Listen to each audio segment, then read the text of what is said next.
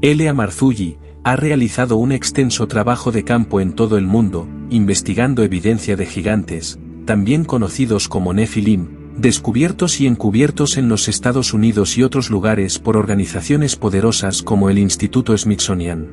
También habla de los textos históricos que muestran que los gigantes florecieron en civilizaciones humanas anteriores, especialmente en un mundo pre-diluviano descrito en el Libro de Enoc. Los describe como vástagos de experimentos genéticos híbridos que involucran a extraterrestres, también conocidos como ángeles caídos y los primeros humanos. Ahora veamos la entrevista de Marzulli y Michael Sala. Well, I know that I believe your first book was the first in this trilogy, the Nephilim trilogy of books, 1999, and you portrayed this issue, or what you knew of giants or the Nephilim, in terms of this fiction based on facts. Or so at that time, 1999 and up until 2004, you write this trilogy. So what inspired you to write that trilogy? And you had UFO experiences, so what drove you? There's a book called The Omega Conspiracy. I have it on my desk here because this is the book that changed my life. It's by my mentor, Dr. I.D.E. Thomas. And later on, when it was republished, I got to write the foreword to it. Go figure. So that book literally changed my life, The Omega Conspiracy, because what he was talking about in that book was that there were giants on the earth. There were giants on the earth. And some of these giants were 12, 14, 16 feet tall. And there's ancient prophetic texts which talk about the giants that roam the earth.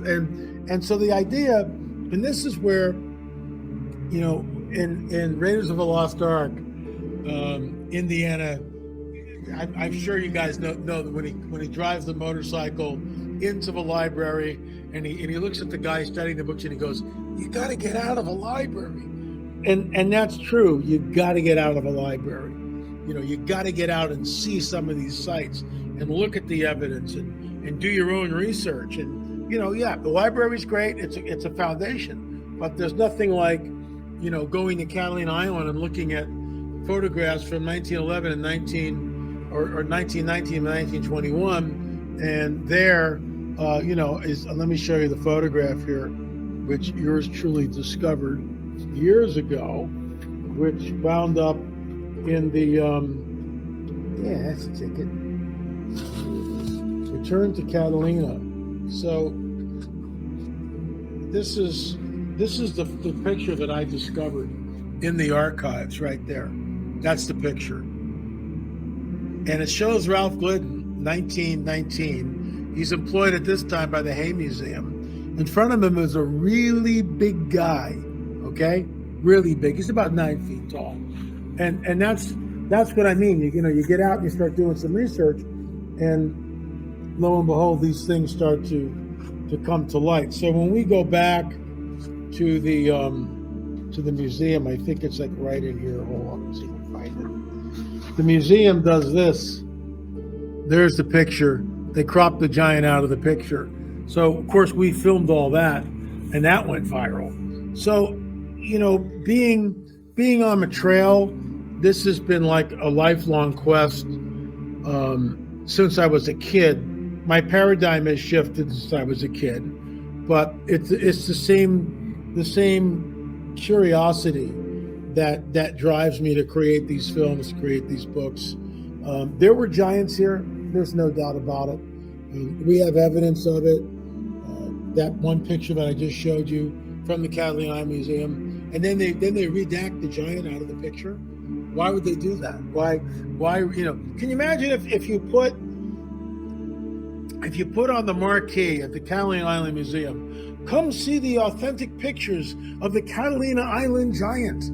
The line would be around the block, right? But they don't do that. Why don't they do that? Why are they so? What are they so afraid of? I did a show today on the elongated skulls. It was an archaeological report about this group of ancient skulls found in Japan, and they're saying all these things were cranial, cradle headboarded, cranial deformation, and we're not saying that didn't exist. We know that. But in our film on the DNA evidence, and we're one of the few people that have ever gone down to Paracas, Peru. We took 56 samples. When you look at the orbits, they're about 25 to 30% larger than a normal human being. There's an absence of a sagittal suture. There's no sagittal suture, which should be here. It's not there. It doesn't exist. But the smoking gun, and this is the work of our anthropologists on our team, is the placement of the foramen magnum. That's the foramen magnum right there. Now, this is clay that was put in when Joe Taylor did the mold to put a dowel in there. So, but that foramen magnum should be here. Let me get a pen, it's easier. That foramen magnum should be here in the center of the skull. You can't reposition the foramen magnum through cranial deformation. You can't do that. You can't move it. The foramen magnum is set in utero when this thing is in the womb. It should be here to balance the skull. And the Paracas skulls, not all of them, because some of them are cranial headboarded. You can see this, and it's all the way to the occipital plate, all the way to the rear of the skull. And, hats off to Brian Forrester, who took Senior Juan's information in the Paracas Museum and broadcast it on YouTube. Someone sent that to me, and voila, I was writing to Brian, and next thing you know, we're down in Paracas. But our team is one of the few teams. There's another one apparently from Gaia, according to Brian, that went down, and they took samples. And what's amazing is the samples that we took showed that many of them, not all, but many of them, have a Middle Eastern origin. And that rewrites history. Of course, the academics say, well, it really doesn't rewrite history because everything's contaminated. But we put our own DNA samples in, and that was tested in the lab. Were the Anunnaki really the creators of these giants? And were these giants kind of like uniformly evil, benevolent, or are they a mixed bag? Could be a mixed bag because there's a quid pro quo. When they show up, they do this over here. Look at Quetzalcoatl. Knowledge is passed down, just like the Book of Enoch tells us. So these entities show up, they dazzle us with technology, they give us what seems to be healing arts or architectural ability. Just they give us knowledge. Enoch talks about it. The Sumerian texts talk about it. It's always the same thing.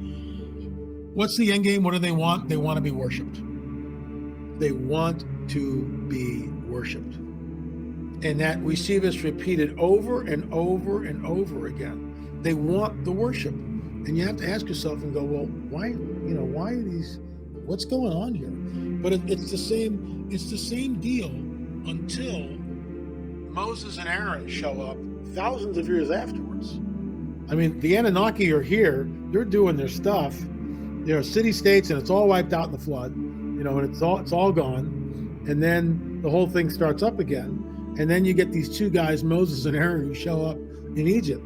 What most people don't realize, there's a full-blown occult paradigm in operation in Egypt when Moses and Eran show up. I mean, before we get there, supernatural stuff.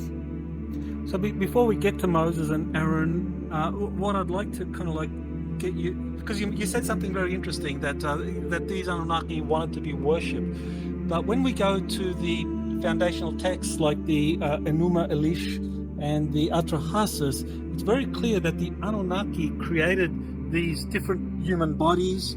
Some of those would have been giants because they wanted workers. They wanted workers to mine the gold, mine the precious resources, and they wanted absolute loyalty. That apparently, this one of these beings, Enlil and his offshoots, just wanted absolute loyalty. So worship was a part of that.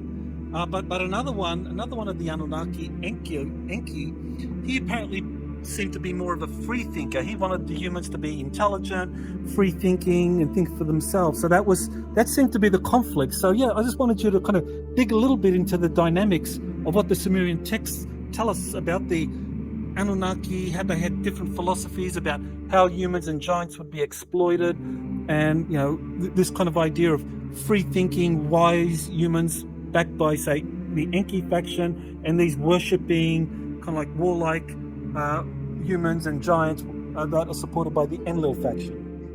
Well, and again, all we have is what the Sumerian clay tablets show us. I mean, which is astounding when you think about it, just from the aspect of an archaeological record. I'm still wading through that in the sense that, you know, I can't say definitively this led to this and this led to that. What I do find interesting is the parallel between what we see in the Sumerian texts and what we see in Enoch. And we know that it's a mix. It's like the Sumerian text. It seems to be a mixed bag, to use your phrase. It seems, because even in Enoch, it seems to be this mixed bag. But you know, there are some entities that show up and want, like you just said, complete loyalty. Others are different, and yet, I think, from my viewpoint, from what I know right now, the overarching theme of these guys seems to be control. That the worship and control, that's ultimately what they're after. So they'll give knowledge, they'll dispense certain things out. You know, where are they getting that from, right? But they'll do that and they'll dazzle humans. And they're also, on both sides of the aisle, obsessed with creating a hybrid. They're obsessed with that. I think we can agree on that. They're obsessed with creating some sort of a hybrid entity, the mixing of the seed, which goes back to ancient prophetic texts. The seed of the dragon, seed of the woman. Yeah, that effort to create hybrids, especially in ancient times, I just wanted to raise a theory, is that's because the Anunnaki themselves could not actually inhabit the Earth, because they come from another solar system. Their genetics are different. Their need for their atmospheric content is different. So what they did was they created these avatar bodies. And my theory is that these avatar bodies ranged in height, from 50 feet to like 6 feet, and that the Anunnaki, they would just transfer their consciousness to one of these avatar bodies. And so you would have an Anunnaki lord like Enlil, who would transfer his consciousness into, say, a 50-foot giant, and he would just kind of lord it over the humans.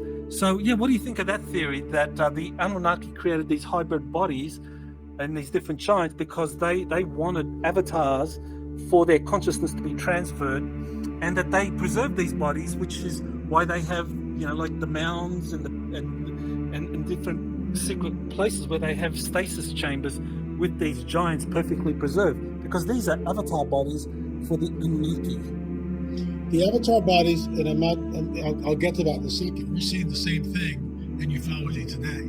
In my opinion, the Greys are avatars. The Greys are avatars. They are constructs. So these other entities can use their bodies to manifest in this dimension, to your point.